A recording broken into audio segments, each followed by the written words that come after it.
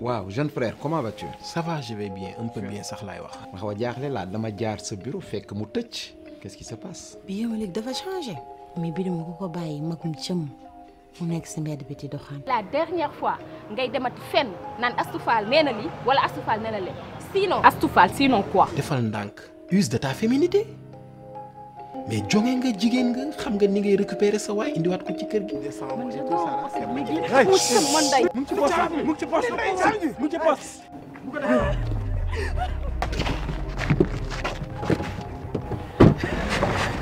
gaañoo.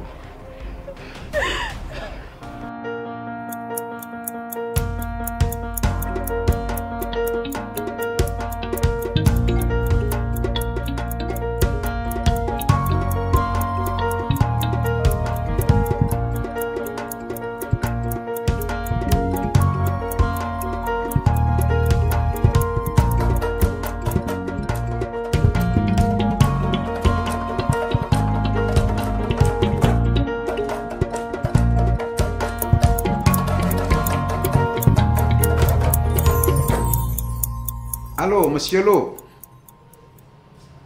Ça va, oui, ça va. Waaw, effectivement. Dama la woowaatoon effectivement pour am résultat ou enquête yi ma la chargé wu woon. Donc voilà, j'attends. J'espère que trouvé nga finalement ki nga xam ne moom moo gagné marché bi. Aha. Nga ne? C'est pas possible.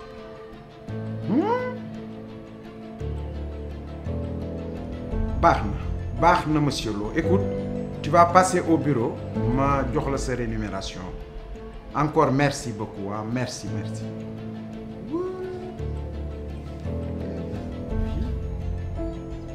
Yo numéro 2. Yo naka mu cool. Yee naka tey.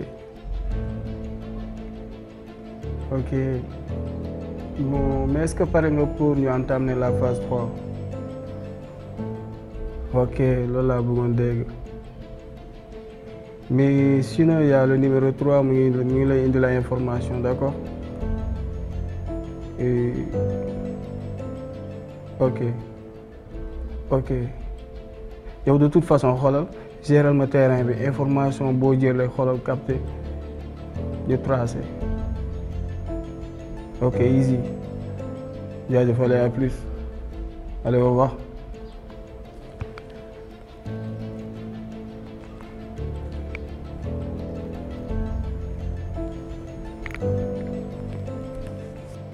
Waaw Djibril maa ngi fi rek mais nag il faut qu'on se voit le plus rapidement possible. Ah oui, la situation est grave. Ah oui, l'heure est grave. Non duma la mën wax dara téléphone. Il faut que tu passes rapidement au bureau. Waa lépp loo jàpp daal na nga ko bàyyi nga ñëw parce que c'est catastrophique yow daal yow rek laay xaar. Waa baax na waa nu mu gën a gaawee rek gën a baax dégg nga maa ngi lay xaar yow rek laay xaar ah ok d'accord.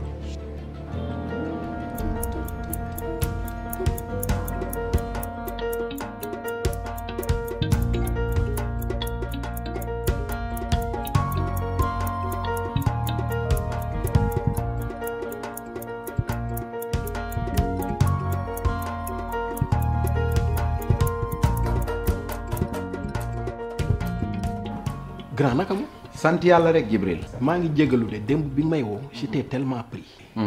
moo tax mënuma woon ñëw. c'est pour cela que ma ni xaaral tey ma seet si la. nekk di daw rek ci sama problème financement boobu. gis nga je suis en train de taper à toutes les portes pour mën ko résoudre. Ah, tu as bien fait mais sa problème financement yi yaa ngi ci yëngu ba léegi ça n'aboutit pas. maa ngi ci moom. ni yàlla baax na mais tu me trouves dans une situation actuellement boo xam ne man personnellement je suis inquiet et furieux. Ah bon? lan moo xew. Et puis leer na ma ne man war naa laa balu àq donte kon sama frère nga ndax li nga ma yàgg a wax ci Médoune je n'ai jamais fait attention je croyais même que c'était de la jalousie vis-à-vis de lui ndekete li nga doon wax yépp lu wér la lu am la tu sais xam nga sunu marché bi ñu soumissionné woon temps yi. Oui, je me rappelle. et te ñu perte ko. Oui. Voilà, on en avait parlé. Mais moo jaar ci suuf récupérer marché bi. Tu t'imagines un frère à nous mu joué ñu sale tour boobu. xalaatuma ne woon lu mel noonu war naa mën a jóge ci moom ñëw ci ñun. Il nous a vraiment poignardé. Mais tu sais mon frère, il est temps que l'on prenne des mesures dramatiques par rapport à lui, hein. Kii li muy yàq bari na, hein. C'est quoi le problème? Gis nga grand, man rien ne m'étonne venant de Médoune. Te su fekkee damay jalousie. Mais xanaa si keneen, mais pas notre frère. C'est parce que dama xam jikkoom moo tax may wax ak yow ma lay expliquer te nangu woo ma woon déglu. Mais voyant le train de vie de Médoune et tout l'argent qu'il a, xam nga ni il n'est pas logique et il n'est pas clair. Loolu, il n'a pas hésité à nous le faire. Alors maître, ça va bien? Ça va, alhamdulillah. Sinon, donc indi naa la dossier bi nga xam ni moom nga ma doon wax pour ma defal la ci ay recherche. J'avoue nag que ça n'a pas du tout été facile parce que xawoon na tar tuuti et c'est normal aussi mais nag lu mu tar comme suma liggéey la je savais que ni xam naa fi ma doon jaar pour am li nga xam ni moom nga soxla woon donc moo tax ma naa ko am beneen bi aussi mooy le gars fi mu toll nii ci recherche yi nga xam ne ñu ngi ko doon def gis nañu ne dafa nekk ci ay problème paraît-il que mi ngi ci ay problème yu tar ndax entreprise boobu mooy loolu beneen bi aussi mooy y a un certain monsieur Koulibaly je pense que noonu la boo xam ni daf ko amel xaalis bu takku sax donc ci recherche yi ñu def ba ce monsieur Koulibaly bi may wax ni fi mu toll nii jël na avocat am donc pare na pour traduire ko en justice donc fi mu toll nii daal mi ngi ci ay jafe-jafe yu tar mën na la sax que ni nelawatul nag waaw ça moom c'est très clair waaw mi ngi noonu donc dossier baa ngi nii. Ok. Yow daal maître Diop, je suis vraiment content de ton travail ak lépp li nga daj aussi et c'est ce que tu sois payé à ta juste valeur et aussi rëccu moom li ma la tànnee comme avocat et franchement parlant je suis content pour ce travail. non mais ñoo ko bokk aussi ñoo ko bokk man li ma la waxoon dès le début rek parce que am na leen lu ñu sekk léegi maintenant te comme un frère bët boobu laa lay xooleel frère bu ma bokk ak ndey ak baay donc jàpp naa ne aussi loo soxla rek te man ma mën ko aussi mu nekk sumay compétence war naa cee mën a taxaw comme ni ma ko defalee ñeneen ña je pense que ni ma ko defalee ñeneen ni noonu laa ko war a defalee aussi donc pour côté boobu moom ne s'en fait surtout pas boo amee loo xam ne soxla nga ko rek te sa xel dem ci man nga jàpp ni war naa ci mën a taxaw n'hésite surtout pas ubbil naa la sumay bunt n'importe quelle heure nag waaw heure boo la neexee soo ma wooyee rek incha allah dina taxaw. merci beaucoup merci ci lépp li nga xam ne def nga ko pour man et sache que si balaa nga yegg naa la dugalal xaalis ci sa compte et je suis vraiment content. d'accord xam naa damay ñëw yeweeku. xam naa après ñu dinañ déggante incha allah. mais kontaan naa. allez kontaan naa jërëjëf. allez bu baax merci allez merci bien. baal ma ci gunge bi non ñoo bokk. allez merci beaucoup. c'est bien. En tout cas man day bett na ma te maa ngi lay jéggalu. J'aurais pu t'écouter vraiment depuis le début. On aurait pu éviter tout ça et ne pas perdre le marché parce que les choses deviennent de plus en plus difficiles le gosse nag bett na ma et par rapport à ça il faut appliquer la loi du talion. Fokk ñu régler problème boobu fokk ñu jug ci moom parce qu'il nous a beaucoup retardé et pénalisé. Je ne laisserai pas passer. Gis nga si on ne prend pas ces mesures le gosse va nous ruiner. ñaara mën kenn nag te ñett du bëre te il faut ñu wan ko liñ ko magee. gis nga dëmm bu dëmm ba ñëw boo ko bëggee dëmm tàkk-tàkk mooy bëri te booy bi il faut mu xam ñun ñooy kan. yàgg naa la ko wax. Non, il a déjà fait beaucoup de mal. Maintenant j'en ai conscience. dañu koy lijjanti wax dëgg yàlla nañu àndandoo on va régler ce problème là parce que situation bi elle est catastrophique te mënul continuer nii. Je suis surpris nag parce que venant de lui avec toute l'estime que j'avais pour lui c'est un peu difficile quoi vraiment. De toute façon man bàyyi naa ko sa loxo parce que man j'étais toujours laissé avec Médoune. man awma lu may wax ak moom. gis nga sa gosse ne m'a jamais inspiré confiance. te gis nga manque de confiance boobu ma am ci moom mu ngi ñii di la ko confirmer donc tu devais m'écouter da nga ma waroon déglu pour xam. en tout cas mu ngi noonu nañ jóg ci moom. T'inquiète pas. c'est le moment ou jamais de. Ne t'inquiète pas je vais pas le rater. ok man j'ai pas de temps à perdre parce que dafa am yu may lijjanti ji comme ni ma la ko waxee sama financement bi moo upp sama bopp. je suis en train de taper à toutes les portes. mu ngi noonu sa loxo. jóg ci après ñu conclure. yàlla baax na yow daal fais-moi confiance et puis li ngay lijjanti yàlla na nga ci dajeeg ndimbalu yàlla yàlla naa affaire yëpp sotti quoi ba ñu génn ci situation yi baax na mon cher à très bientôt. li ngay lijjanti yàlla na la ko yàlla sotti la le plus rapidement possible.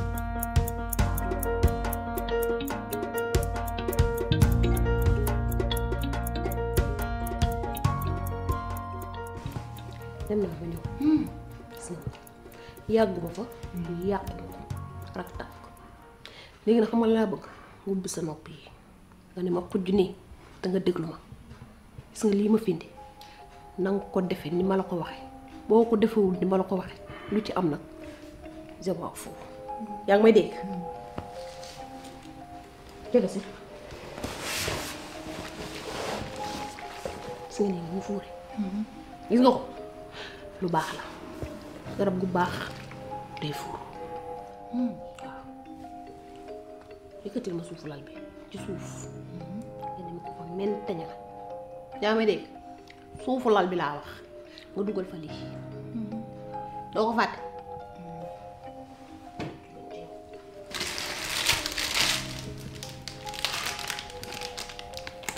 gis nga ni sunguf la cuuraay loo am nga ko tax jeeg nga boole ne cofal ma ci boole ko cuuraay li jaxase ñu cëppal ci ànd bi mu saxaar xeeñ ñu neex kër gi jàmm am loolu day yëngal asmaan bi. xam la laa bëgg ma fontoo ma sa morom dégg nga déglu ma fii ni ma la ko waxee na nga ko defee noonu cuuraay nga koy boole laa wax xëpp ci ànd bi kon de bu fi nekkulee.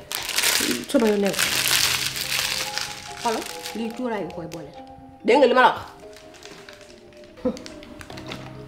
gis nga ni ni mu leeree dina la dunk. sa yoon nekku ci te jël sa gémmiñ gi ba mu pare lii ci lekk lay dem ñëw ma ñëw gis nga ni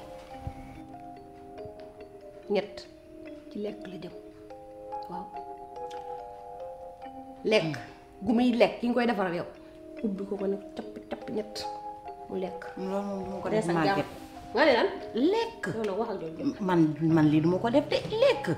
ubbi ko boo indee lekk nga xëpp ci ñett wis ci ñett jox ko mu lekk xanaa bëggoo jàmm man kay loolu laa bëgg. waaw kon koy jeex na jarul ragal ñu tullooral nii am lu jënti ragal gi ah bu ma ni màgget li nga ma yónni woon daal bii nii boo ko defee noonu nag xayrun boo ko defee noonu sama yoon nekku ci yónni nga ma dem naa indil naa la wax ci jeex man nag damaa yàkkamti damay dem dafa am ñu may xaar baax na nañ baax. Alors, fiston, ça va? Père, ça va, maa ngi si jàmm. Ça va, alhamdulilah. La dernière fois ñëw naa kër ga ñu ne ma da nga génn. wax nga dëgg keroog paa bi wax na ma ko naan ma sa papa meloon jaar na fi nee na sax dafa la soxla. dëgg la et d'ailleurs sax c'était à propos de mon entreprise temps yi dama jàpp trop ak liggéey bi ni muy demee franchement ça marche hyper bien donc du coup ma xalaatoon ni xale bu sérieux nga et puis voilà en plus d'être vigoureux ma bëggoon nga ñëw liggéey ak man comme ça ma jël benn part bi ma dénk la ko et franchement j'ai confiance en toi moo tax sama xel dem ci yow.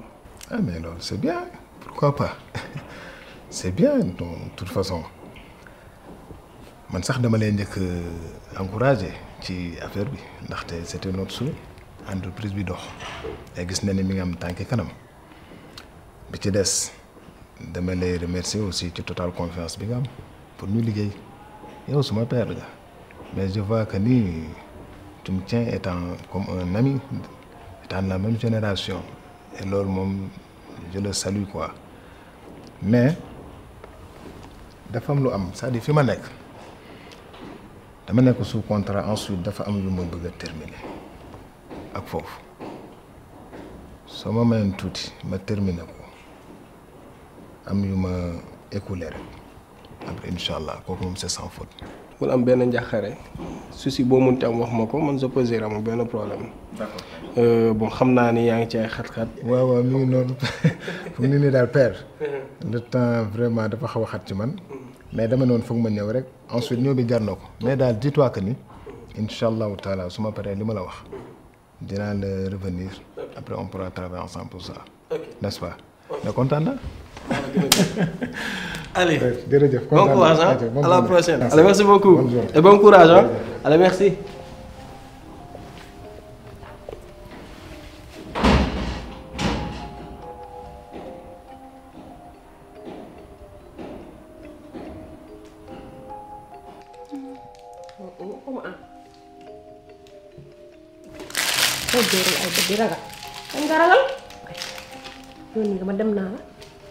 indil naa la lépp a ngi nii nag d'accord danga ko def ni ma la ko waxee man nag maa ngi dem dafa am ñu may xaar waaw waaw nañ dem ma ah mais loolu yaa ma soxla ma doon ngay dem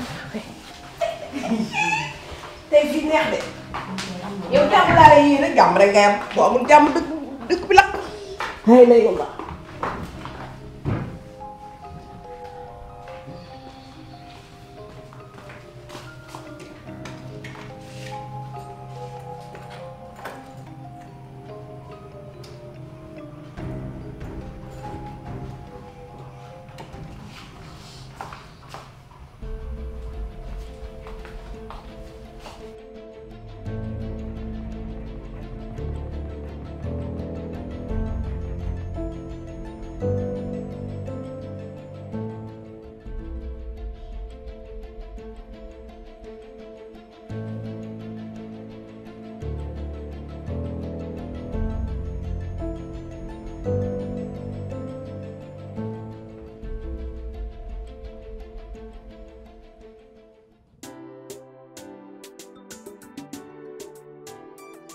Salam alaikum.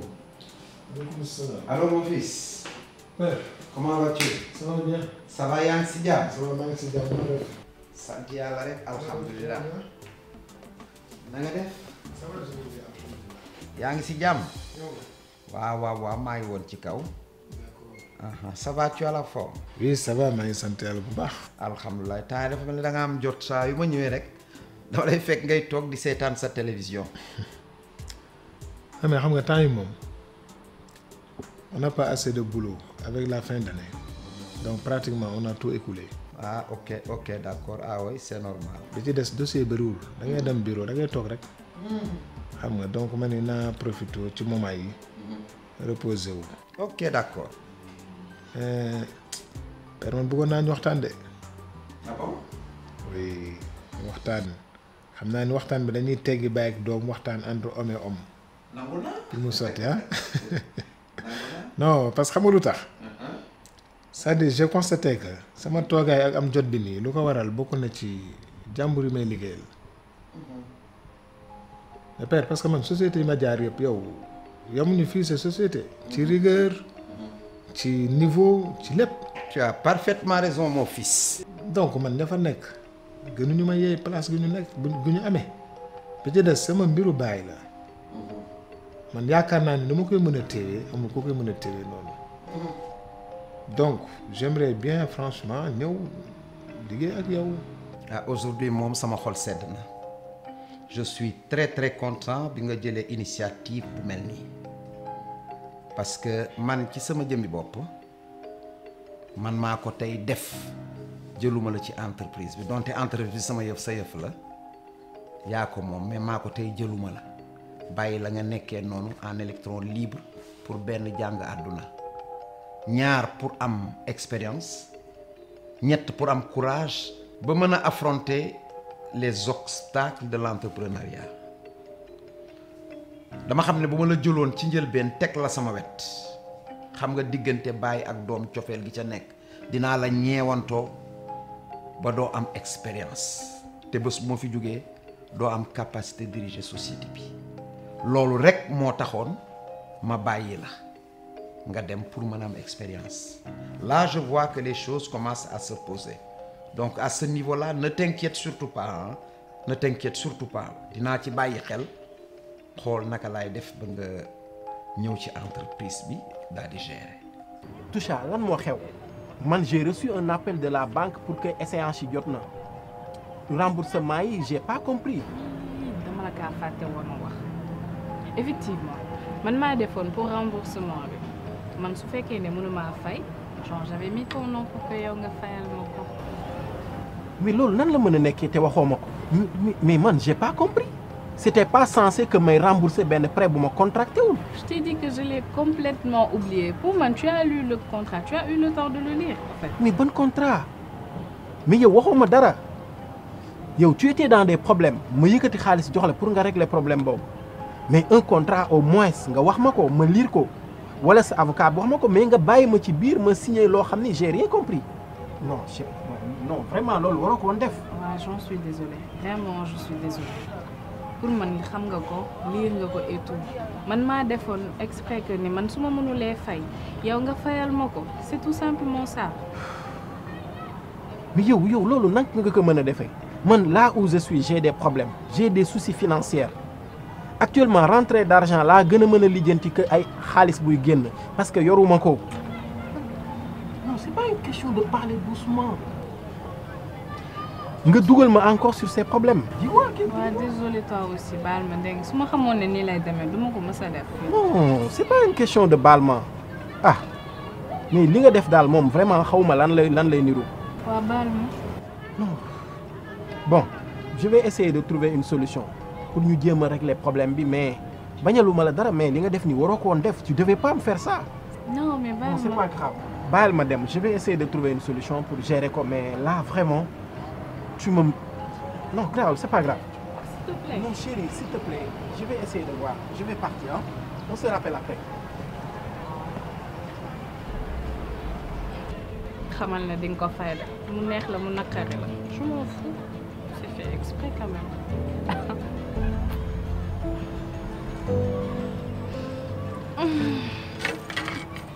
d'accord père mooy comme li ma la wax rek man yow da ngeen sama idole et j'aimerais bien suivre tes traces lépp li nga def ma def ko topp say tànk am société te ñëpp pourquoi pas je veux fonder une famille avoir une femme et des enfants am kër il est temps papa man foofu la toll xam nga li ci des man je pense que soo ma jëloon mettre ma à tes côtés ci lay gën a am expérience bu gaaw parce que là tu vas me couver ba pare di nga ma épauler ci lépp yow li nga ma mën a wan ci liggéey apprentissage bi ni mu gën a gaawee bokkul ak jàmbur ndax xam nga fi may waxee. donc nii daal mooy li ma gën a et je constate dès à présent que yaa ngi commencé am courage yaa ngi commencé exprimer wu d'une façon beaucoup plus responsable ba tax na li ma la bàyyi woon ngay nekk si yeneen société yi rëccuwuma ko mais dis-toi très bien que société bi yi ma yore yaa ko moom mu gudd mu gàtt yaa ko moom je commence à prendre de l'âge te du ma am kenn ku may wuutu li ma bëgg nag mooy boo demee yow mii ba may wuutu mu fekk ne am nga une grande expérience xam obstacle yi nekk ci entrepreneuriat nga xamee ko feneen parce que bu doon ci man nga nekk rek dama lay ñeewantoo parce que je t'aime beaucoup donc daal pour le moment rafetal njort xam naa ne nag léegi am nga expérience je vais y réfléchir et on va agir le plus rapidement possible dégg nga. on est d'accord en tout cas li ma doon wax bàyyi naa ko xel de li ma doon wax dama la bëgg a jaarloo fi ma jaar yar la ci fi ma jaar mais pas yar la ci li fi ne. non non tey moom sama xol dafa sedd quoi parce que je vois que tu as de l'envergure maintenant tu as des ambitions te loolu leer na ma ne boo nekkoon sama wet du mën a nekk donc tey daal sant naa yàlla li ma ko dolli naa sant yàlla ci li ma ko doon sant quoi vraiment je suis fier de toi et rassure-toi comme je viens de te le dire ça on va le régler le plus rapidement possible dégg nga ah tiens bon mon fils tiens bon ah.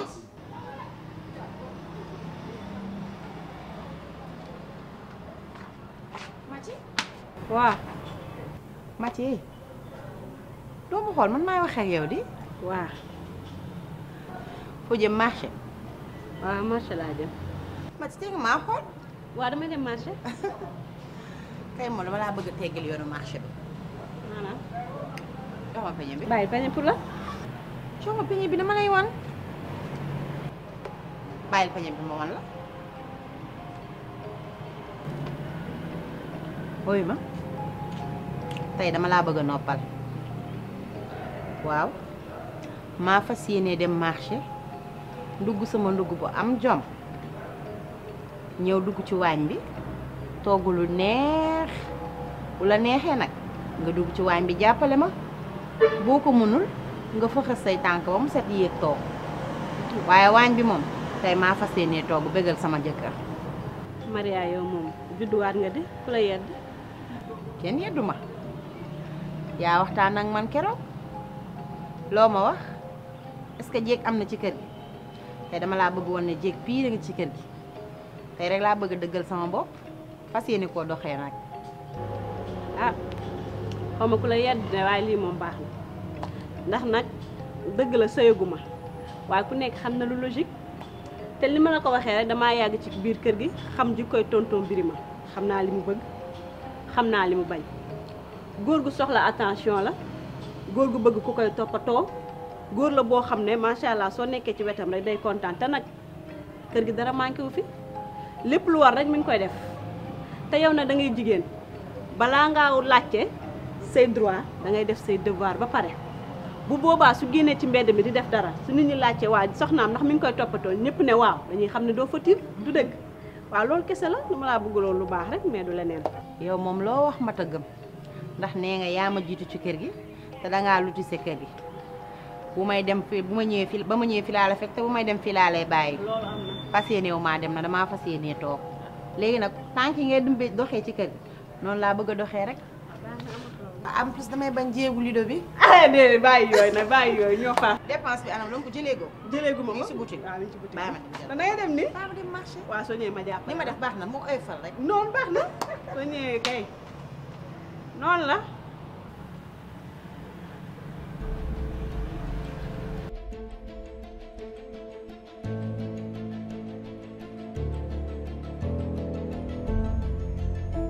kenn yeddu ma yaa waxtaan ak man keroog loo ma wax est-ce que jéeg am na ci kër gi te dama laa bëggoon ne jéeg pire nga ci kër gi.